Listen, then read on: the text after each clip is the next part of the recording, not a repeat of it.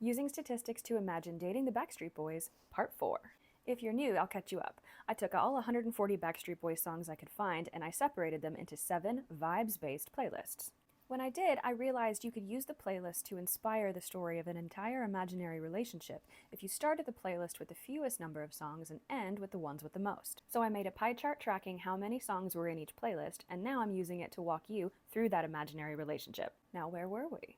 In part 1, the Backstreet Boys sought your attention, and in part 2, they coaxed you away from your current romantic partner. And in part 3, part 3.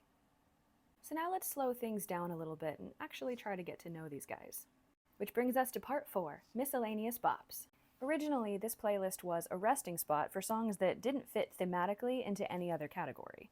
But it has twice as many songs as the last playlist we discussed. This is clearly an important step in your fictional relationship. So imagine that in the days and weeks following the very dramatic start to your relationship, you finally have the time and space to actually get to know each other a little. You talk about philosophy, Sure, it's a weird world, but we've got to try and roll with it.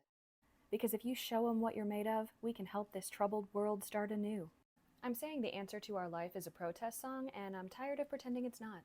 You talk about love and respect for moms. They share their deep love of music. Maybe you go to some cool parties. Worry about the impending zombie apocalypse. You celebrate Christmas. Let's face it, they're complicated fellas, and just a little bit adorably dorky.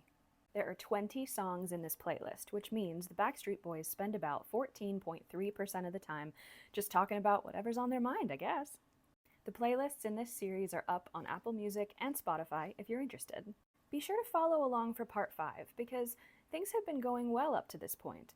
Maybe a little too well, because in part 5, those red flags we ignored earlier, yeah, they're coming back.